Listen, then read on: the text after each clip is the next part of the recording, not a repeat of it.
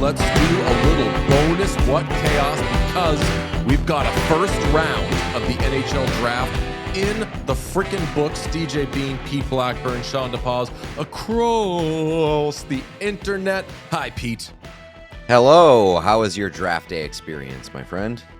Good. It was really, really good. I took a goalie in the first round. I talked to Happy Gilmore. E was there. You know, E. What a mess. What a mess. He called me a pussy. He called me, he sack tapped me, and then he called me the word that you're always doing before the show. Yep. He throws that one around quite a bit. Me and him, brothers in arms. First round of the draft was an absolute disaster. From a production standpoint and from just a viewer standpoint. I mean, I guess I can't say from a viewer standpoint because it was so bad that it was fascinating to watch, but oh my God, please re-centralize the draft. Please, for the love of God. I don't want to see any shit about it having low ratings though, because every person I've ever met texted me about it, so people were watching. Everybody saw how bad it was. Why did anybody watch that? I understand that people are interested in the NHL draft in the first round, but if I didn't have to watch that and I could just check the picks on my phone, oh my God, after 3 picks, I would have signed off. It was so bad, and I felt so bad for so many people. I tweeted that, hey, don't blame ESPN for this. Why did the NHL want to do this? And John Butchergross retweeted it. He was like, don't blame me for this. And Stormy Buonantony, who's awesome, is doing the thing where you're bringing your loved one over to your grandmother in the nursing home to be hey, there's someone I want you to meet, and just walking the person over to this board, and it's people who have somehow never been on a video call before, and also it's emceed by Gary Bettman. It's so ridiculous. And nobody knows how to work a computer in the entire building. Nobody knows how to work a computer. We're decentralizing the draft, but yet every one of the 32 NHL teams does not have the audio capability to not make the audio replay in the interview process. So there's just you can hear the feedback, you can hear the awkward pregnant pauses over the internet. A couple teams, they didn't even their cameras or their mics didn't even work. It was a disaster. Yeah, we should go back and grade the draft picks by how well their internet seemed to be working, because I don't know if I'm more down or up on teams who didn't know what the fuck they were doing with regard to that. Because in their defense, they shouldn't have been doing that shit. They should have been drafting players. They should have been cooking up the phone lines, trying to make trades, wheeling and dealing. They don't, I'll say high marks for Utah. Their internet was a mess. They didn't. That's not what they were there to do. They were there to get better. They were there to improve the hockey team.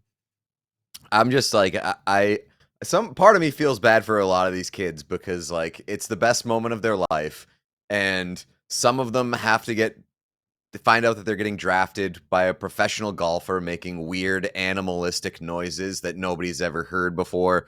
Some of them have to like have Nikki Glazer do stand up before announcing that they've been drafted, and then they immediately are brought on stage and brought into this like weird dungeon with a million screens to have the most awkward interview of their entire life over Zoom. It's unbelievable.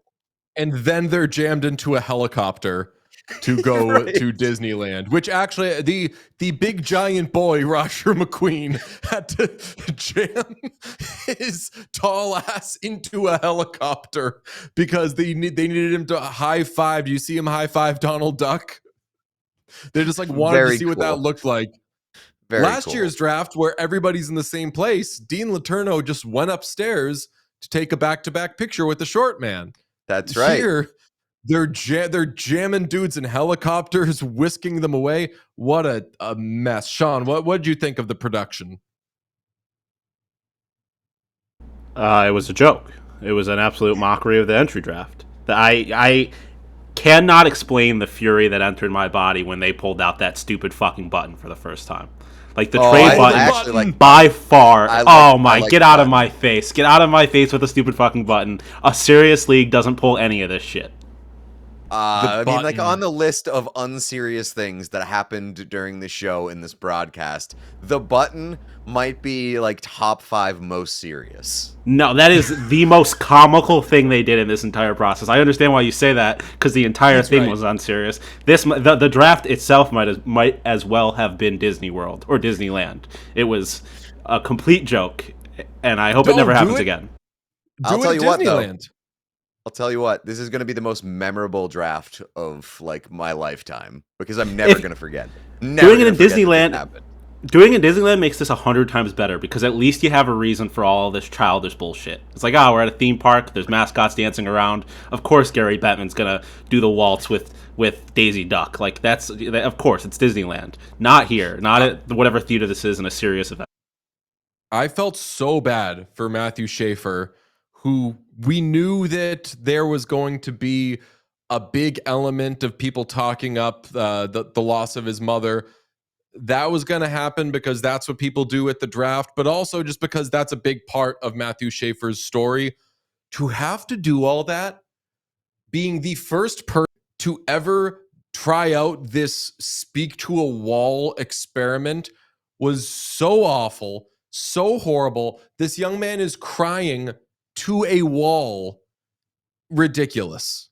Awful. Yeah, like if there was ever a moment where you really, really wanted and needed that personal welcome to the NHL and welcome to the stage from the team that's drafting you, it is the number one pick with Matthew Schaefer. Like, to have the decentralized draft have that moment happening over Zoom was really tough and really kind of sucked the air out of what was but should have been an even more emotional and like really, really welcoming moment for that kid. Okay, want to talk about some of the picks. Okay, so obviously chalk 1 through 4, Schaefer, Misa, Frondel, Desnoyers. Need to note on the Desnoyers pick, the golfer who I don't golf. I want grinders, not golfers. Bob Stoffer, a golfer, asked if he could get a gee hoo hoo hoo hoo. What was that sound he made? No I remember idea. writing it down, and that's what it was. Not going to try. Are people going to try it? Is that catching on? It's like a Pacific Islander, like kind of. It's like it's something that The Rock does. It's in Moana. It's like a cultural thing. Oh, okay. So I was going to ask that, and it makes it even better that I just wrote it down phonetically and did not try to do anything wild with it. That woke me up though, because at that point I was very psyched for the Mammoth pick, but to that point I was like, I'm actually going to turn off this broadcast. It is so bad. And then Utah gets Desnoyers and awesome after getting Paterka the other day. Predators take Brady Martin at 5th overall, and that to me is where the party really started, because now I don't know what I'm rooting for with the Predators and Brady Martin, because like Brady Martin is a big wild card pick, and the Predators are a big wild card team because they weren't supposed to suck as bad as they did last year, and they ended up with the 5th overall pick. So like maybe this player was supposed to go like 18th in a normal world in which Sam Bennett didn't just do what Sam Bennett did, but maybe the Predators were supposed to be picking 18th if they didn't screw around so much last year anyway. I don't know, but the old Cowboys in Tennessee are gonna love the farm boy who got picked and had to watch on TV held up by a tractor at his farm. Like that is, there should have been more glimpses at the Martin family farm and what was going on over there. Could have used more of that. The real story, we've buried the lead. Bruins take James Higgins, 7th overall, and this is a player who is projected to go 1st overall going into this year. We all know what happened, where I actually don't even know what happened. I think that he was just like good in his freshman year, and he wasn't unbelievable because he was unbelievable with the under 18 team, and he had like the 2nd best season in the history of that program behind Jack Hughes. And then he goes to BC and he plays on a line with Gabe Perreault and Ryan Leonard. And everyone's like, he's not the best player on that line. No shit, he's not the best player on that line. I didn't have as big a problem with his freshman season as a lot of people did. But anyway, they get this guy at 7. The Islanders were tripping over their you-know-what's trying to trade up to get the guy. He falls there. And there were rumors throughout the week that if he falls to 7, they're trading that pick to the Islanders. They just take the player. And dare I say, that was the smart thing to do. Yeah, I think so too. I love it. I'm very excited about it as a Bruins fan. And like, you get a really good value at number 7, like probably the best value that you could have hoped for in that spot at their biggest position of need. Like that is an unbelievable windfall for the Bruins at that spot. I'm very happy that they took him. I'm very, I think that value-wise, like Martone and Higgins at 6 and 7, probably very good for both of those teams. But I'll tell you what, we were talking about earlier with the Dobson trade, like that's incomplete based off of what they do with those draft picks at 16 and 17. And I love what the New York Islanders did with those draft picks at 16 and 17. They didn't get to trade up for James Higgins, but I honestly think like maybe better off not having to do that because I love the players that they got.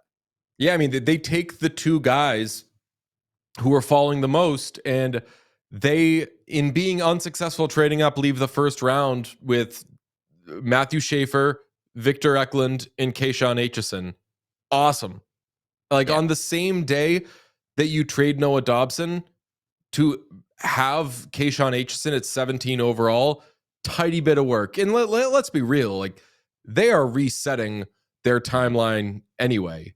We're going to see in the next few years, we're going to see Bo Horvat and we're going to see Matthew Barzal. Like we're going to see these guys probably moved out. And when they are moved out and they're replaced with either picks or young players, they're going to have these young guys coming up. Are you shocked, though, getting back to the James Higgins of it all, that like they just made a smart pick? Because I go back and forth on like what I make of the Bruins' decision-making process as it relates to the draft, because I don't think that Don Sweeney is always going to do the smart thing. He often does not. But their director of amateur scouting, Ryan Nadeau, is awesome. And I think that with, I don't know, I'm just like speculating, but I think that with the Bruins being in Boston and watching James Higgins, they probably had enough on him that they were like, no, we are not overthinking it. This is like, they go to Sweeney with like, this is what we saw. This is what this guy is. I know that you like tall guys. I know that Roger McQueen is there, but we are taking the skilled, fast, great passer, great hands guy, and we'll just feed him pasta. Yeah, no pun intended. There's definitely potential for that happening. I also think that there's just potential that like they don't often pick in that spot where it's like, oh, they have an opportunity to get a player who is very near the top of a lot of people's and almost like unanimous draft boards, where like this is clearly one of the most talented players in the draft. Yeah, he's slipping, but like we have an opportunity to get him here. They're usually picking in the mid to late rounds where like you're just taking chances on guys, and they're taking chances on their guys, which are the big guys and the unproven, the raw guys who don't often work out at those spots. So like I also think that like they're in a weird spot where they're looking for the guy who can become the like one of the next faces of their franchise, and they're not often picking for that. And they're kind of picking for guys who can just fit into a system. Well, the system doesn't really exist anymore. You need to pick guys who are the next kind of future of your team, and Hagens was probably the guy that was most sensible to do that. Absolutely. I just love they didn't try to, like what you just said, like they didn't try to jam something in there. They took a guy where you could answer the question, like, what's he good at? What's he bad at? What's his knock? He's too small. What does he do? He skates fast. He makes plays. Like, awesome. Excellent work by the Bruins, and we don't often say that in the draft. The Sabres take Radim Murtka 9th, and Megan Chayka hated it. And that was amazing to me because the broadcast and all that wasn't really doing a lot and wasn't saying a lot. It was just a bunch of screens and shit. And the first thing that anybody really said in that draft was, yeah, I don't like the Sabres pick. Of course. Of course. I saw a lot all over the place in terms of the evaluation on him. And so like that's not to say that like Megan was like speaking for everybody when said that she hated that pick. A lot of people liked it, but it was very funny that like Buffalo of all teams was like, "Oh yeah, bad pick. Nice job." I mean, he was in that like mix. There just weren't a lot of. This isn't a great defense draft. He was in that group, I think, with like Jackson Smith and Kayshawn Aitchison, where it was like, here's what the next tier is. It just so happens that the first tier is the team that's picking first overall. So yeah, I mean, we're burying the lead with the guy this guy too, because his nickname, or I guess it may be his nickname, but like his name basically translates to seaman, and his nickname might be Mr. Cum, according to Twitter, which is, if the Sabres just picked a guy named Mr. Cum, I'm all aboard. Yeah, Sean, you know about this? I did see this, yes. Okay, so Mr. Cum is a Buffalo Sabre. Best name in the Czech hockey history made it to Buffalo, and I knew it since day one. We are changing the culture. Good luck, Radim. That's from Victor Mauder, who I believe is a big Sabres fan in the Czech Republic. Someone responded, "Why is he called that?" And he said, Murtka, which sounds similar to Murtka, his last name, means seaman. Got it? Very cool. Got it. They call him Mr. Cum is his nickname.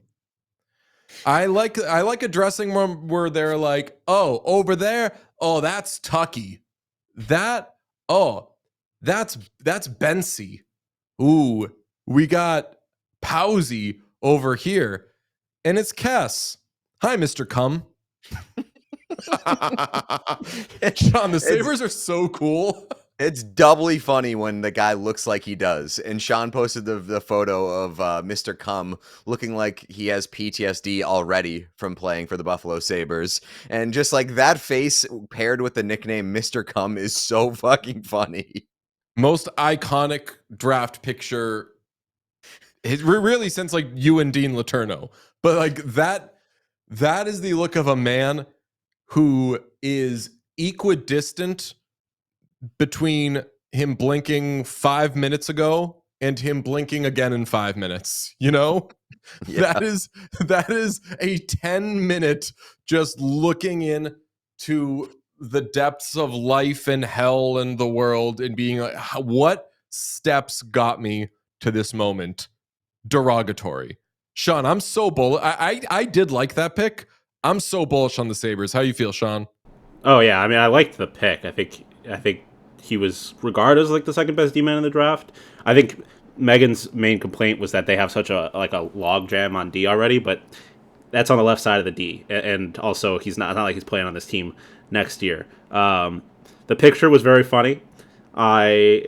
He smiled plenty in other photos and videos after, so my concerns were quelled. It was just kind of, as you alluded to, very unfortunate. Like Like, the first picture we get of the guy drafted by the most embarrassing franchise in the league is him looking like he wants to die, or has already died inside. But like I said, he smiled later. He said he is happy to revitalize. He's excited to bring the team back to glory. I don't know that he's going to be the one to do that, but still, I like the pick. I like the player. We'll see. I also like. we also I gotta question his puck knowledge if he says "back to glory." Just would. Hey, watch your mouth. We were Stanley Cups. We went to Stanley Cups. They were one of the best teams in the early 2000s. Respect That's what not they glory. were. That's not glory. That's relevance. Same difference. Okay. Need to note that the Columbus Blue Jackets made history by being the first team since the 2021 Red Wings to draft a goaltender in the first round. And that was a big classic ESPN doesn't have anything to show moment because they were like, we'll be honest, we didn't think a goalie was going in the first round. Damn. Yeah, I mean, not an amazing sign, but I did see their goaltending coach say that he thinks that he's like the next Sergei Bobrovsky. So I guess if you can get the next Sergei Bobrovsky, that'll be pretty good for the team that he plays for in like 3 teams from now. That's what I was just about to say. It's the Sam Bennett thing where you're like, oh, like we're looking for that next guy. Oh, yeah, that's cool when he craters somewhere and then you can get him for 10 cents on the dollar. Man. Sean, you like Carter Bear? Yeah, I mean, the name is sick, and him just like it's always cool when players show emotion in like the immediate aftermath of getting drafted, but the fact that the emotion lingered with him for so long and his mom was just like, this is such a good kid, I'll die for the kid. And his name looked awesome on the jersey. I liked that his interview with Leah Hextall, she was like, she asked a question and he was like, I don't know. And like that was, he just let it hang. It was very in I Think You Should Leave, when she's gonna kick him off the island for doing the zip line, and he's like, I'm afraid of going home because I don't know, something bad might be waiting for me. What's waiting for you? I don't know.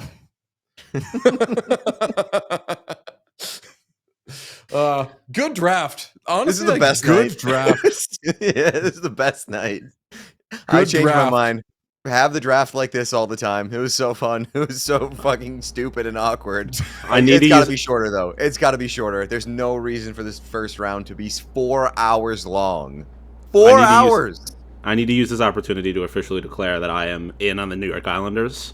I think they're going to be cool eventually. I love their draft, and they are in a post-Lou era. They drafted a black guy to the moon for the New York Islanders. Yeah, the Islanders got to be the team that come away looking the best tonight. Not only because they got Matthew Schaefer, but like the 2 other picks, Rock. They put the ribbon on Schaefer's jersey. They embroidered his jersey. Like, such a cool, thoughtful move. Love that for them. But like, you look at the players that are coming for the Islanders in terms of like their prospect pool. It is like unbelievable. Now you had the 3 guys from tonight. You had Cal Ritchie. You have Cole Iserman. I'm probably missing a few other names, but like, they are an exciting, fun, young team in a few years, and I'm really, really pumped for it.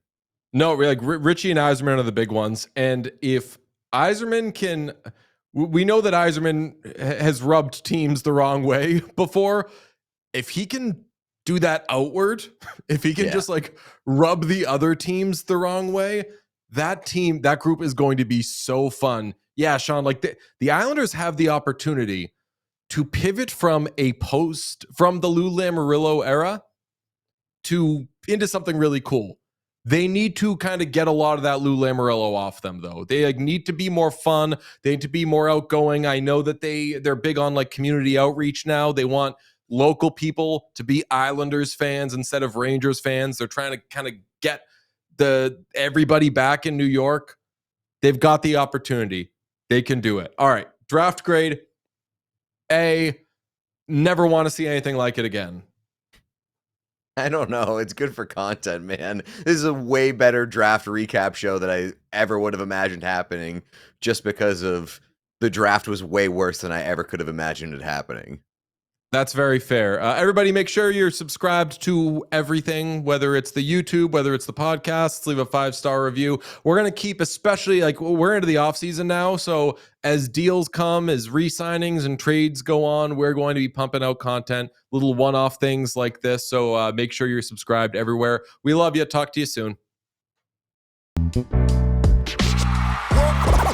all silly like the mayor.